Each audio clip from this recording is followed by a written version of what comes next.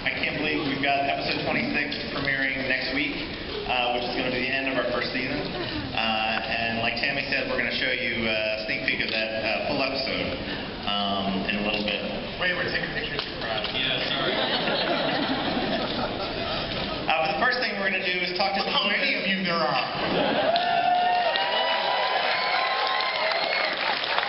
First, we're just going to talk a little bit about the show, because I think the show, we've tried as much as possible to make the show feel as much like the Scooby-Doo, Where Are You? From 1969. But we also tried to add a lot of action and things as well. Tony and Mitch, you want to talk a little bit about what kind of the old and the new? Sure. Tony?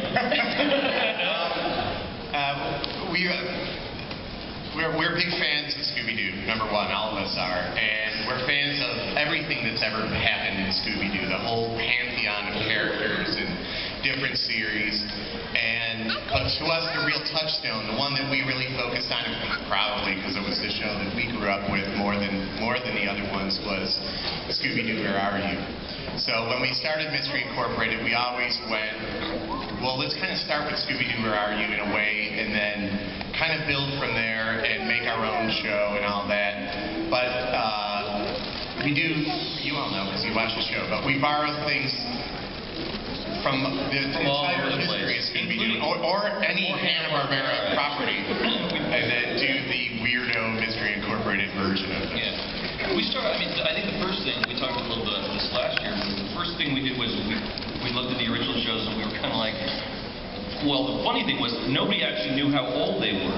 And we kept saying, how old are they? And people were like, oh, I think they're in their 40s. Yeah, we would ask, everyone we asked, we would go like, how old do you think Fred is? Well, some people would say, he's a senior in high school. And then some people say he's in college. And then some people would say, like, well, he's 22. Yeah, they're adults, There's no way he's 22. Yeah, and it's like, where do they live? Well, we know it's called Toolsville, but technically they really just drive around in a van, you know? And how do they make their money? Where's their money coming from? Living in that van. Yeah. So there were all of these, there were a lot of different questions that came up that we kept asking. So that was how we started it. And so we decided on day one that we were going to answer all the questions. Yeah. Where do they go to school? Where does Scooby go when Shaggy's in school? Now we know he also goes to school. He should. And he needs to be educated. And still do it in our, like Mystery Incorporated is kind of like, it's the alternate universe version of the Scooby-Doo universe. So it has its own rules. Style show.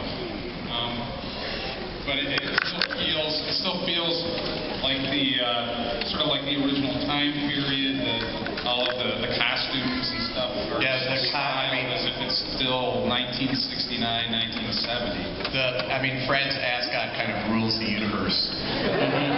When we were like, okay, they have to be in the original costumes because that's what we wanted. And then it's like, okay, our main guy runs around in an ascot.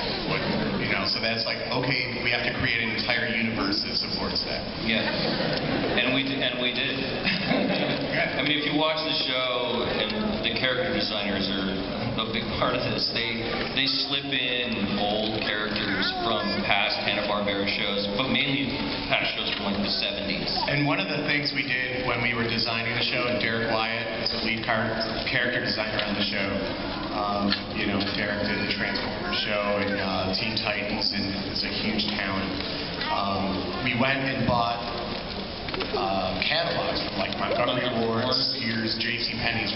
We bought every catalog released in 1969 and 1970. And pretty much every incidental character who's ever in the series is wearing something from one of those catalogs. If you ever see those catalogs, that was some horrible styling.